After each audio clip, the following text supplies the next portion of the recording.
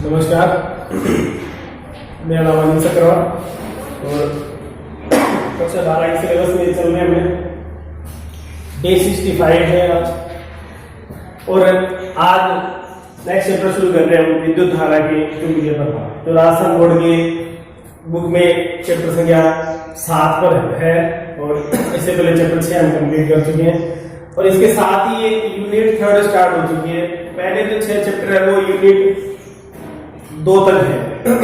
अब ये जो चैप्टर आएगा वो यूनिट 3 में है। एक बात तो ये है।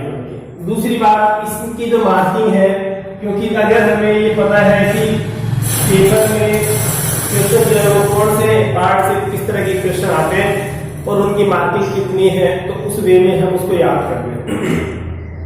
जैसे पिछला जो चैप्टर था उसमें हमने बताया था कि शॉर्ट क्वेश्चन आते हैं, 2 नंबर का जो क्वेश्चन है वो उसमें से पूछा जाता है।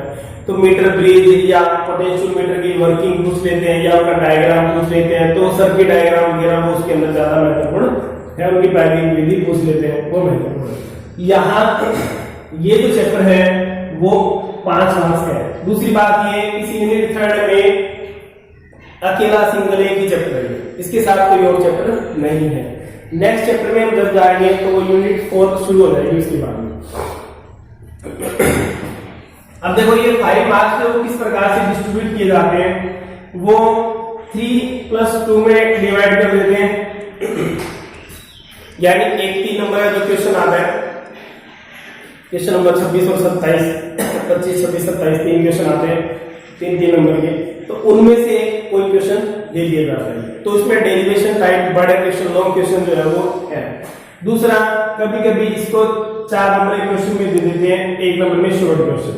जब आप 1 नंबर और 2 नंबर के क्वेश्चन की आ जाती है, खासकर 1 नंबर के लिए, तो हमें लाइन टू लाइन हर चीज, मात्रक, विमाएं, सब बातें अपने को बिल्कुल गहराई से पता होनी चाहिए। पूरे चैप्टर का निचोड़ अपने को कंप्लीट, हर बात पॉइंट टू पॉइंट अपने को पता होना चाहिए, तब अपने उस 1 नंबर के क्वेश्चन को अटेम्प्ट कर सकते हैं। और आता भी बिल्कुल पिछले पेपर से आप देखेंगे तो आपको पता चलेगा बिल्कुल सिंपल क्वेश्चन आते हैं, मुश्किल नहीं आते। धारा घनत्व का मात्रक क्या है, इस तरह के विद्युत क्षेत्र की तीव्रता का मात्रक क्या है, विद्युत क्षेत्र की बिंदु आवेशन तीव्रता का सूत्र लिखो, इस तरह के क्वेश्चन पूछ लिए जाते हैं। किरचॉफ का प्रथम नियम पूछ लिया जाता है, किरचॉफ का द्वितीय नियम की परिभाषा क्या है, स्टेटमेंट वो पूछ ले। तो इस तरह के सिंपल क्वेश्चन आते हैं, लेकिन अपने उसको पॉइंट टू पॉइंट पूरा जो चैप्टर को कवर अप होना चाहिए, कहीं से कुछ भी आ सकता है। बात है 3 और 4 नंबर क्वेश्चन की, इसके लिए फिक्स है इस चैप्टर में से आपसे एक डेरिवेशन जरूर पूछा जाएगा और उसको 3 में या 4 में दिया जा सकता है। इसलिए डेरिवेशन पोर्शन जो इसके अंदर काफी टॉपिक्स है, काफी बड़ा चैप्टर भी है, काफी टॉपिक्स है इसके अंदर, और वो जो डेरिवेशन पोर्शन वाला पार्ट है वो बहुत ही महत्वपूर्ण है।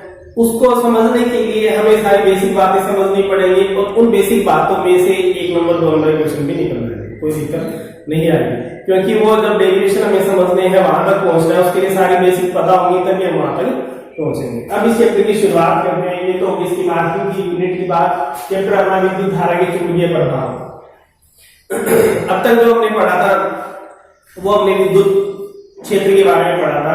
यानी जब आवेश स्थिर है, स्थिर आवेशों के कारण चारों विद्युत क्षेत्र उत्पन्न होता है, तो उस विद्युत क्षेत्र की परिभाषा क्या है, विद्युत क्षेत्र अक्षीय रेखा पर, निरक्षीय रेखा पर बिंदु आवेश के कारण समरूप, असमरूप, उनके अंदर द्विध्रुव रख दे तो क्या प्रभाव पड़ेगा, बल आघूर्ण, यानी सारी जो बातें हैं वो फोकस किस पे था, विद्युत क्षेत्र पे था, स्थिर आवेशों पे था, कूलॉम का नियम। अब हम बात कर रहे हैं कि विद्युत धारा के कारण, विद्युत धारा में क्या होता है, आवेश स्थिर नहीं होते, आवेश गति करते हैं, और जब आवेश गति करते हैं तो क्या उत्पन्न होता है, चुंबकीय प्रभाव उत्पन्न होते हैं, इसीलिए इसे विद्युत धारा का चुंबकीय प्रभाव कहते हैं। इसका मतलब अब हम आवेशों को, अभी तक हमने आवेशों को स्थिर रखा था, अब हम आवेशों को क्या करवा रहे हैं, गति करवा रहे हैं। इसीलिए इससे पिछला चैप्टर में विद्युत धारा पढ़ा था, विद्युत धारा, इसे जो 5वां चैप्टर था, और जो 6वां पार्ट है वो भी क्या है, वो भी उस 5वें का ही पार्ट है, उससे रिलेटेड है। अगले साल जब सिलेबस चेंज हो जाएगा 2021 के अंदर, तब वापिस उन दोनों चैप्टर को एक ही में ही इंक्लूड कर दिया जाएगा वापिस। अब इसकी शुरुआत करते हैं विद्युत धारा के चुंबकीय प्रभाव के लिए। सबसे पहली बात तो ये हमें पढ़ना है गतिशील आवेशों के बारे में, यानी विद्युत धारा के बारे में। धारा कब प्रवाहित होती है? जब आवेश गति करते हैं तो धारा प्रवाहित होती है, और जब धारा किसी चालक में प्रवाहित होती है तो उसके कारण चुंबकीय क्षेत्र उत्पन्न होते हैं। जब चुंबकीय क्षेत्र उत्पन्न हो गया तो वहां सारे जो बातें हैं वो चुंबकीय क्षेत्र से संबंधित, चुंबकीय प्रभाव से संबंधित आ जाती है। वो सारा जो विवरण है वो सारा इसी चैप्टर के अंदर है। सबसे पहले इसमें बात करते हैं experiment of forested, experiments of arrested के प्रयोग। ऑरेस्टेड साइंटिस्ट का नाम है, उसने एक दो प्रयोग किए थे, उन प्रयोगों के आधार पर बताया था कि विद्युत धारा के कारण चुंबकीय क्षेत्र उत्पन्न होता है। सामान्य बातें डिस्कस कर लेते हैं, ज्यादा महत्वपूर्ण नहीं है एग्जाम की दृष्टि से। क्या किया है इन्होंने प्रयोग के अंदर? एक चालक तार ली, उसको एक बैटरी से संयोजित कर दिया,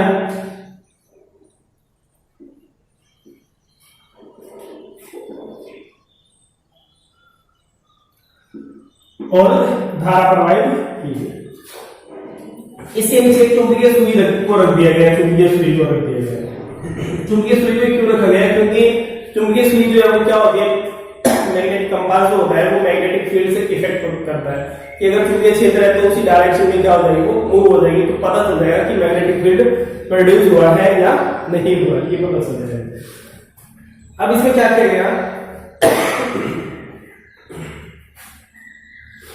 कि चालक में धारा प्रवाहित की गई, तो इस चालक तार के नीचे चुंबकीय सुई को रखा गया। जैसे ही इसमें करंट प्रवाहित हुआ, जैसे ही इसमें करंट प्रवाहित हुआ, चुंबकीय सुई जो है वो क्या होगा, उसमें मूवमेंट हुआ। इस तरह से सुई जो है वो अपने स्थान से रिफ्लेक्ट हो गई। इसी प्रोसेस को इसने दोबारा रिपीट किया और क्या चेंज किया,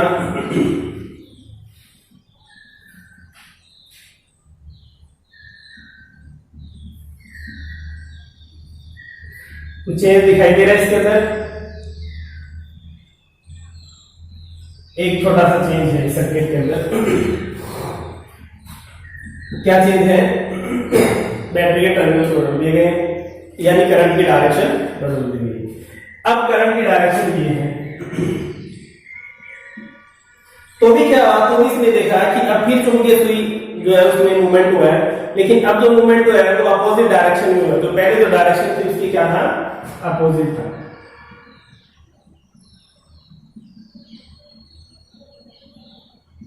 ऐसी कंडीशन इसके अंदर उत्पन्न। ये है ओरेस्टेड के लिखना चाहे तो आप अपने लैंग्वेज में लिख सकते हैं। ओरेस्टेड ने एक सर्किट बनाया, उस सर्किट के अंदर एक बैटरी को, एक कुंजी को एक चालक तार से जोड़ा, जिसके नीचे एक चुंबकीय सुई को रखा गया। जब इसमें धारा प्रवाहित की गई तो देखा गया कि चुंबकीय सुई जो है वो अपने मूल स्थान से विक्षेपित हो। इसी तरह जब इसमें धारा की दिशा को परिवर्तित करके देखा गया तो भी यह पाया गया कि इसकी विक्षेपण की जो दिशा है वो पहले की तुलना में धारा की दिशा बदलने पर विक्षेपण की दिशा भी विपरीत होगी। ये तो ये बात। अब बात करते हैं इसके निष्कर्ष की। ये तो क्या हुआ, ऑब्जर्वेशन हुए कि एक्सपेरिमेंट सेटअप हुआ। दूसरा ऑब्जर्वेशन हुआ, ऑब्जर्वेशन का मतलब क्या देखा, उसमें हुआ क्या हुआ।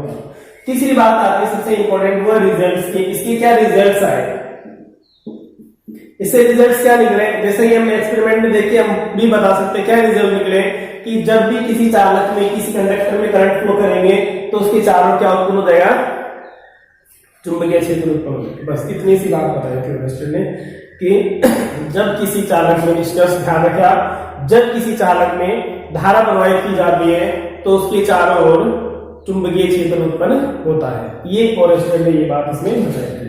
यानी किसी चालक में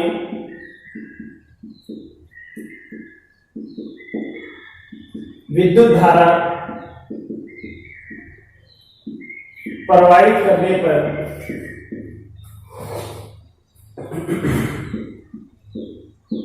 उसके चारों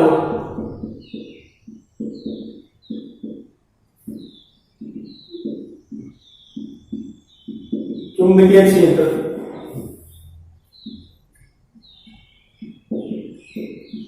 उत्पन्न होता है। ये इसका निष्कर्ष है। लिखना चाहिए तो लिख लें, वरना ध्यान रखें, समझ के खुद लिखेंगे कारण से।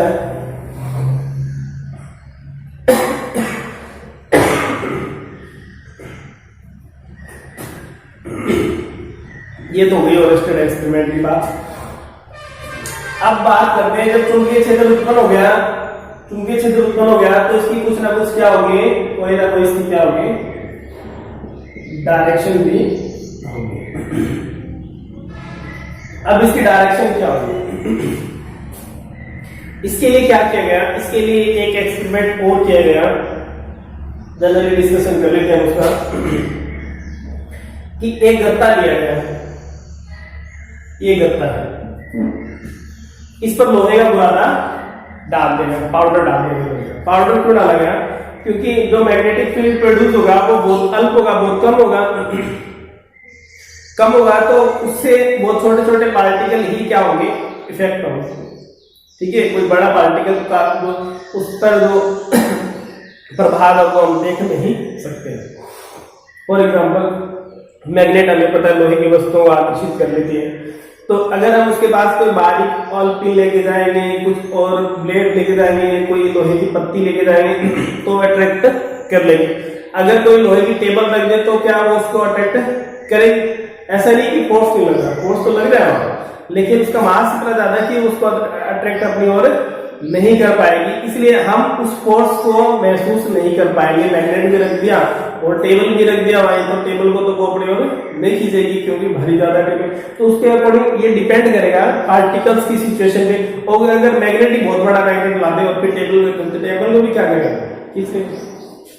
इसीलिए क्या किया गया, पाउडर लिया गया, लोहे का पाउडर लिया गया, आयरन पाउडर, क्योंकि पाउडर में पार्टिकल जो क्या है बिल्कुल नैनो पार्टिकल्स होते हैं, बिल्कुल छोटे साइज में रहते हैं, तो उन पे अगर थोड़ा भी मैग्नेटिक इफेक्ट होगा तो वो अपने को उसके अंदर शो करेगा, उसकी मूवमेंट में अपने को दिखाई देगी। एक बात तो दूसरी बात तो इसमें क्या किया गया, इसमें से एक चालक तार को गुजारा गया और फिर इसमें क्या की गई, धारा प्रवाहित की गई। तो ये देखा गया कि वो लोहे का जो पाउडर है, बुरादा है, वो धीरे धीरे मूवमेंट करते करते करते करते और इस शेप में इकट्ठा हो गया, जो जहां था उसके अकॉर्डिंग इस तरह से क्या बन गए, सर्कल बन गए।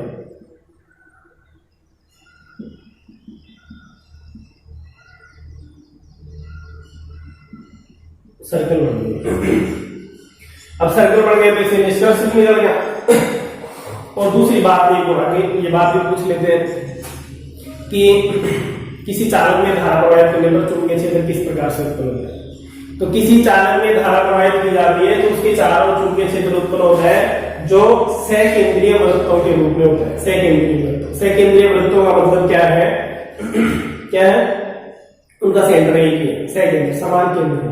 वो सेंटर क्या है, वो जो वायर है वो सेंटर है, ये वायर के सेंटर, इसके चारों क्या होता है, मैग्नेटिक फील्ड प्रोड्यूस होगा। उस मैग्नेटिक फील्ड के कारण क्या होगा, जो आयरन पाउडर हमने लिया है वो व्यवस्थित हो जाएगा। तो वो क्या बता रहा है कि जब भी किसी चालक में धारा प्रवाहित की जाती है तो उसके चारों वृत्ताकार पथ पर चुंबकीय क्षेत्र उत्पन्न होता है।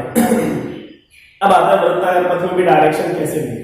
वृत्ताकार पथ तो इधर से देखेंगे तो भी वृत्त है और इधर से देखेंगे तो भी वृत्त है। इसके लिए एक तो नियम है, एक नियम अपने बात कर लेते हैं सिंपल सा। उसके लिए दाएं हाथ का अंगूठे का नियम कहते हैं, 10वीं क्लास में भी आता है। चुंबकीय क्षेत्र की दिशा ज्ञात करने के लिए दाएं हाथ का अंगूठे का नियम किया जाता है। दाएं हाथ का अंगूठे का नियम क्या है कि ये दायां हाथ अपना राइट हैंड थंब रूल कहते हैं इसको, right hand thumb rule, right hand है। इसमें धारा की दिशा अंगूठे की दिशा में कर लो आप, धारा की दिशा अंगूठे की दिशा में कर लो। अगर धारा ऊपर की ओर प्रवाहित हो रही है, जैसे इसके अंदर लिया गया ऊपर की ओर है, तो ये हो गया अंगूठे की दिशा। उंगलियों का घुमाव, अब उंगलियां किधर घूमेगी, देखें तो इधर उल्टी तो जा नहीं सकती, ऐसे घूमेगी, घूम रही है, पूरा सर्कल बन रहा है इस तरह से। तो जो उंगलियों का घुमाव है, उंगलियों का घुमाव ये किसको शो करेगा, ये शो करेगा मैग्नेटिक फील्ड की डायरेक्शन को। कि इसका मतलब मैग्नेटिक फील्ड इधर से जा रहा है और इधर से आ रहा है, ऐसे ऐसे जा रहा है, करंट डायरेक्शन ऐसे हो गई। ध्यान रखें ये पूछी जाती है बातें, अपने इसकी बेसिक की बात कर रहे हैं अभी, और ये बहुत ही महत्वपूर्ण चीज है सारी। ऐसे हो गई करंट डायरेक्शन, ये थंब हो गया इस डायरेक्शन में, उंगलियां किधर घूमेंगी, इधर घूमेंगी, इधर से आएंगे, इसका मतलब मैग्नेटिक फील्ड इधर से जा रहा है, इधर से जा रहा है, इधर से जा रहा है और इधर से आ रहा है। ये बात आपको ध्यान रखनी है। अब सबसे ज्यादा प्रॉब्लम वाली बात कि अब 3D में तो ये तो 3D है, 3 डायमेंशन स्पेस में है, स्पेस में तो हमने बता दिया भाई इधर से जाएगा, इधर से जाएगा। अब बोर्ड में कौन सा स्पेस है, बोर्ड तो क्या है 2D है, कॉपी अपनी जिसके ऊपर लिख रहे हैं, पेपर शीट जो अपने को मिलेगी एग्जाम शीट, वो अपने को क्या है कॉपी मिलेगी, तो वो भी क्या है एक प्लेन है, 2D है। अब 2D में 3D डायग्राम कैसे बनाना, तो वहां क्या करना है, वहां भी आपको ध्यान रखना, वहां आपको प्लेन का ध्यान रखना। देखो प्लेन के परपेंडिकुलर होगी डायरेक्शन, एक बात तो ध्यान रखना कि जैसे हम ये सर्कल बनाना है, ये कोई सर्कल है,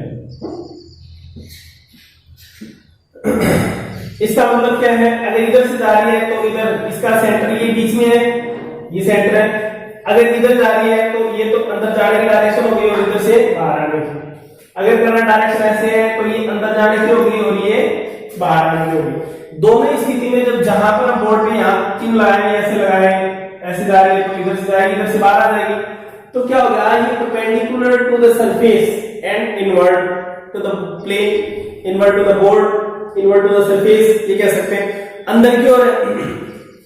इस पॉइंट पर देखें तो डायरेक्शन चेंज हो गई, कैसे है, आउटवर्ड टू द सरफेस बाहर की ओर and also perpendicular to the surface, perpendicular भी है और बाहर की ओर भी है। इसको व्यक्त करने के लिए भी सिंबल यूज किए जाते हैं और नॉर्मली क्वेश्चन जो है वो उसी सिंबल फॉर्म में ही पूछे जाते हैं। बात करते हैं सिंबल कैसे लिखे जाते हैं इसके। सिंबल इसके डॉट और क्रॉस के रूप में यूज किए जाते हैं, डॉट और क्रॉस के रूप में। अब वो डॉट और क्रॉस कैसे लेना है हमें, ये भी मैग्नेटिक फील्ड का सिंबल है, हम आगे यूज करेंगे, बात ध्यान रखना, बाद में हम इन चीजों का डिस्कशन नहीं करेंगे दोबारा, तब आपको ये ध्यान रखना पड़ेगा। ध्यान से नहीं रहे तो आप पीछे क्लासेस दोबारा देख लें, फिर आपको पता चल जाएगा।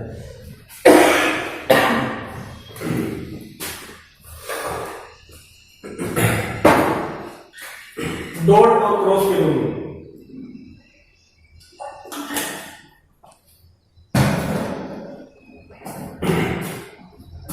डॉट और क्रॉस के रूप में कैसे लेते हैं,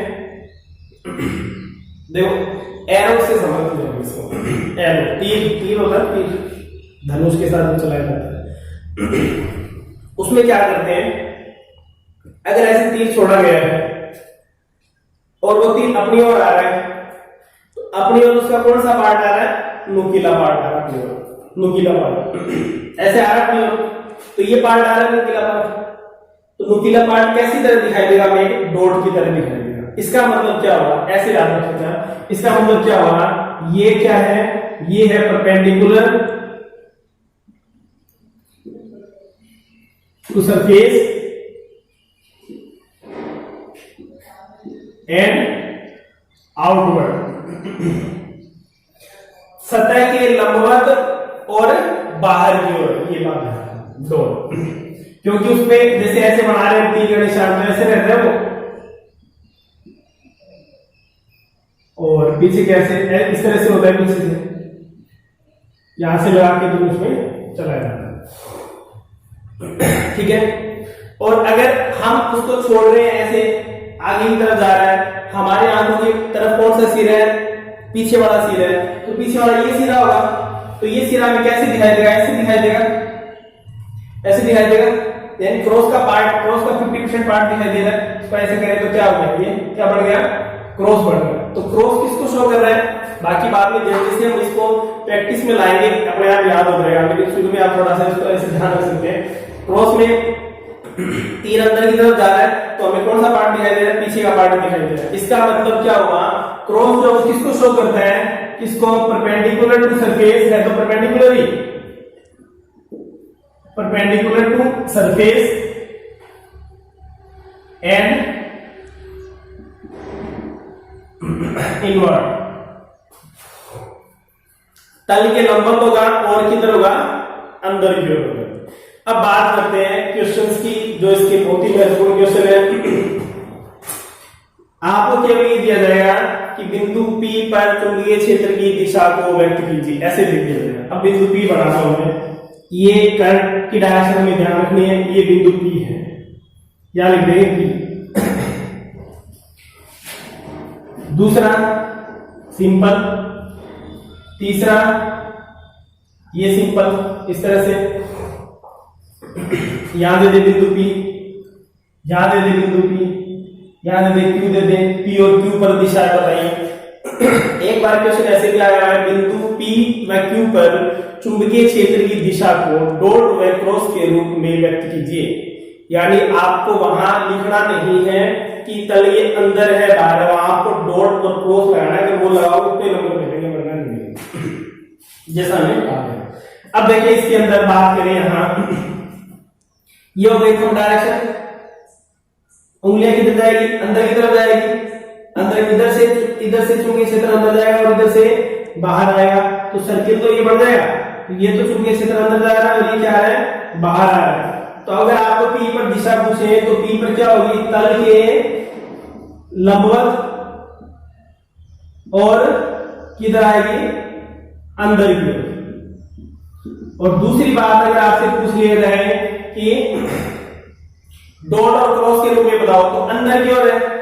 अब अंदर की ओर आपको कंफ्यूजन होगी, अंदर की ओर है, तो आप ये ध्यान रखो तीर अंदर जा रहा है, तीर अंदर जा रहा है तो अपने कौन सा पार्ट दिख रहा है, ये क्रॉस वाला पार्ट दिख रहा है, पीछे का पार्ट क्रॉस दिख रहा है। तो यहां पर कैसी दिशा होगी, ऐसे गोल घेरे में क्रॉस बना दे। आगे बात समझे, इसमें देखें ऐसे जा रहा है, चुंबकीय क्षेत्र इधर से अंदर जाएगा और इधर से बाहर आएगा, इधर से अंदर जाएगा और इधर से बाहर आएगा। अब आप ये देखो बिंदु P पहले इधर था, अब बिंदु P यहां है, अब अपने को यहां बताना है, वो डिपेंड करेगा कि कौन सी जगह पूछा गया वहां।